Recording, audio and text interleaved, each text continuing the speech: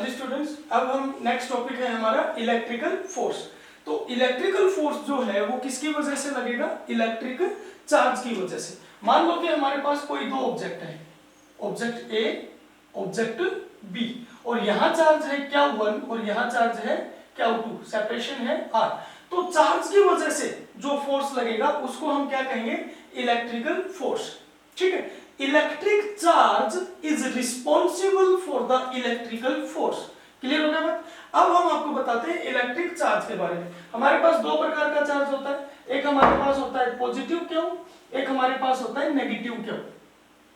ठीक है, पॉजिटिव किसकी वजह से आता है? प्रोटॉन की वजह से। नेगेटिव किसकी वजह से आता है?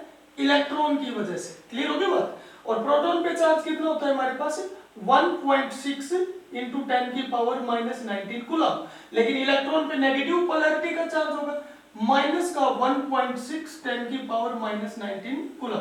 तो नेगेटिव चार्ज का जन्म हो गया इलेक्ट्रॉन की वजह से, पॉजिटिव चार्ज का जन्म हो गया प्रोटॉन की वजह से। ठीक है, तो हमारे पास कोई भी दो बॉडी है ए एंड बी, अगर उनके ऊपर इलेक्ट्रिक चार्जेस हैं तो उन इलेक्ट्रिक चार्जेस की वजह से क्या लगेगा? Electrical force. अगर यही चार्ज आपके रेस्ट पोजीशन में है, किसकी पोजीशन में? रेस्ट पोजीशन में, एट रेस्ट पोजीशन, तो लगने वाला इलेक्ट्रिकल फोर्स क्या कहलाएगा? Electrostatic force. Electrostatic force.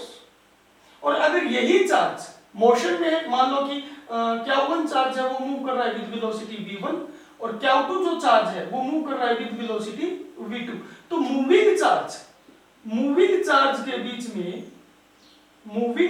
के बीच में जो फोर्स लगेगा, इलेक्ट्रिकल फोर्स लगेगा, उसको हम कहेंगे electromagnetic force.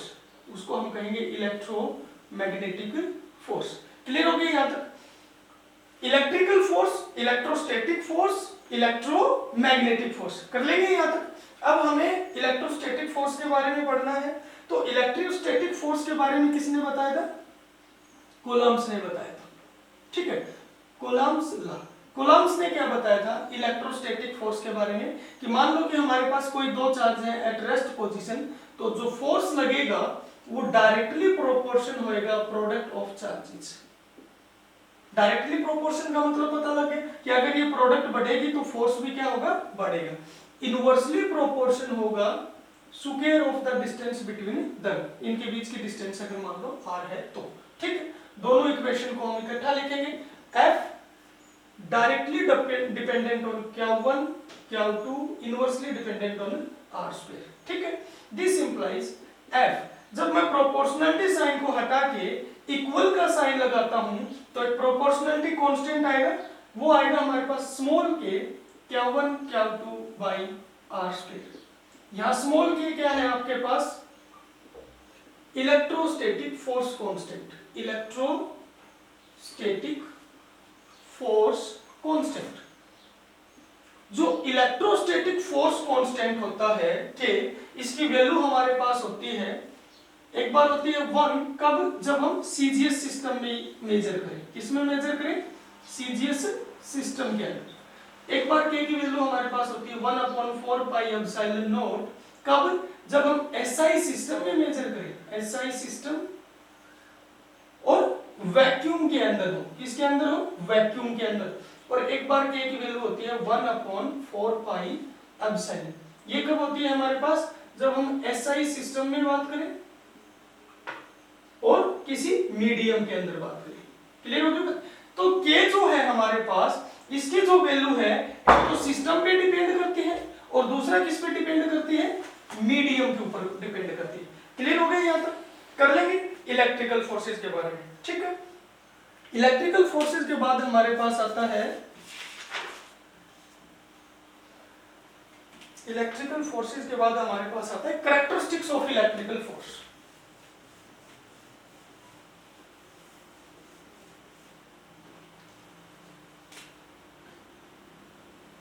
Characteristics of electrical force. पहली कैरेक्टरिस्टिक्स क्या है हमारे पास? Number 1, electrical force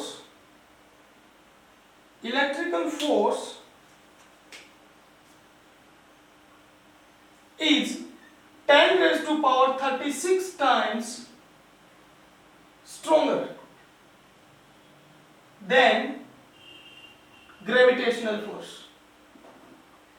gravitational force से क्या है, ये 10 रेज़ टू पावर 36 टाइम्स क्या है, स्ट्रॉन्गर है, ठीक है। Number 2, electrical force may be attractive और रिपल्सिव। जो इलेक्ट्रिकल फोर्स है वो अट्रैक्टिव भी हो सकती है और रिपल्सिव भी हो सकती है।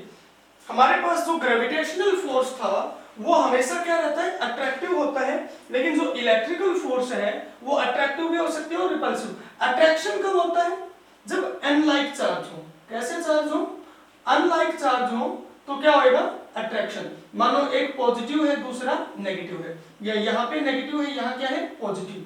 अगर हमारे पास एक चार्ज क्यू है और दूसरा हमारे पास अनचार्ज्ड बॉडी है, कैसी बॉडी है, अनचार्ज्ड बॉडी, तो भी क्या होगा, उनके बीच में अट्रैक्शन होगा। क्या होगा, अट्रैक्शन, ठीक है। और एक बात और कि अगर हम लाइक चार्ज की बात करें, वैसे तो लाइक चार्ज में क्या होगा, रिपल्सन होगा।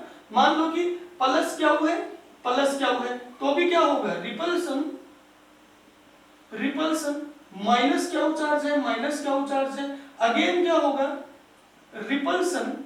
लेकिन अगर मान लो एक बॉडी है हमारे पास जिसपे जो पॉजिटिव चार्ज है वो बहुत ज्यादा अमाउंट में है, और दूसरी भी हमारे पास एक पॉजिटिव चार्ज है लेकिन उसपे small amount of positive charge है, लाइक चार्ज है। कैसे चार्ज है, लाइक चार्ज में रिपल्सन होता है। लेकिन अगर ऐसी कंडीशन है कि एक बॉडी पे ज्यादा अमाउंट में चार्ज है, एक बॉडी पे बहुत कम अमाउंट में चार्ज है, तो भी उन दोनों में क्या होगा, अट्रैक्शन होगा। क्लियर होगी बात। तो अट्रैक्शन के हमारे पास केस हो गए, या तो दोनों बॉडी क्या हो, अनलाइक चार्ज हो, या फिर एक चार्ज्ड बॉडी हो एक अनचार्ज्ड बॉडी हो, या फिर दोनों लाइक चार्ज हो तो भी अट्रैक्शन हो सकता है। एक पे ज्यादा अमाउंट में चार्ज हो, एक पे कम अमाउंट में चार्ज हो। क्लियर होगी बात। तो अट्रैक्शन में, लेकिन रिपल्सन में क्या है कि दोनों लाइक चार्ज हो। इसलिए रिपल्सन टेस्ट अगर है तो हम क्लियर बता देंगे कि या तो दोनों पॉजिटिव है या दोनों नेगेटिव है। अट्रैक्शन में हम नहीं बता सकते कि दोनों अनलाइक चार्ज है या चार्ज्ड और अनचार्ज्ड बॉडी है या दोनों लाइक चार्ज है। क्लियर होगी बात। इसलिए हम रिपल्सन टेस्ट को क्या बोलते हैं, repulsion test is the sure test for electrification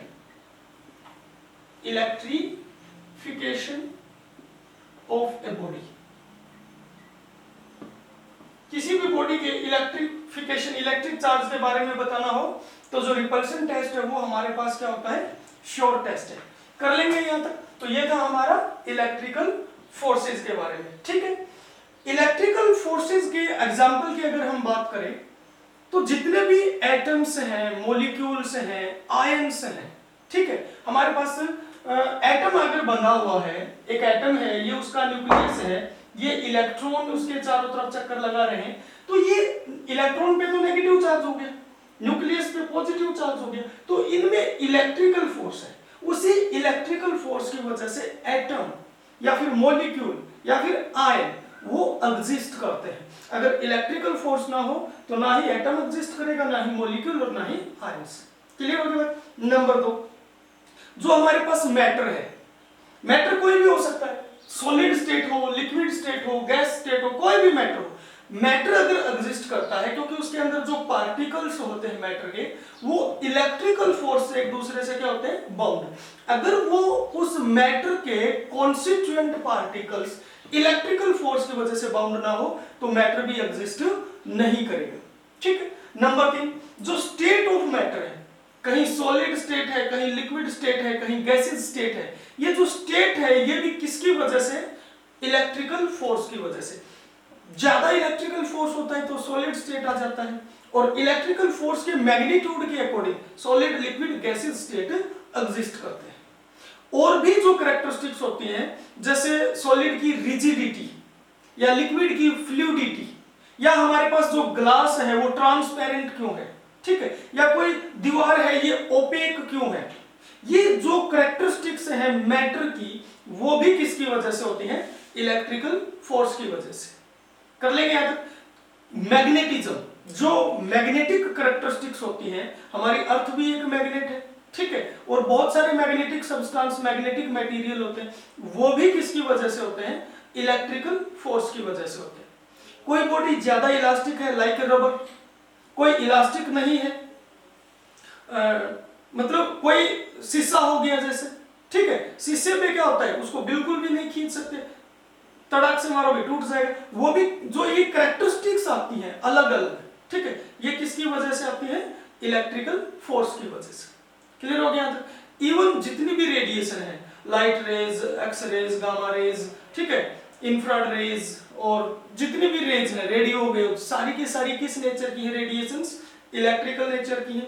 और इवन जो हमारे शरीर की फंक्शनिंग है, हमारी उंगली काम कर रही है, हमारे पैर की उंगली काम कर रही है, या शरीर का कोई भी हिस्सा काम कर रहा है, या हमें कोई टच करता है तो हमें पता चल रहा है, क्योंकि जैसे हमें कोई टच करता है तो जो इलेक्ट्रिकल सिग्नल है वो हमारे माइंड के पास जाते हैं, ठीक है। तो ये जो इतने एग्जाम्पल है, इतनी जो एग्जिस्टेंस है, वो सब की सब किसकी वजह से है, इलेक्ट्रिकल फोर्स की वजह से, ठीक है। और रिस्पॉन्सिबल कौन है इलेक्ट्रिकल फोर्स के लिए, इलेक्ट्रिकल चार्ज, ठीक है। तो आज का ये टॉपिक इतना ही है। Thank you.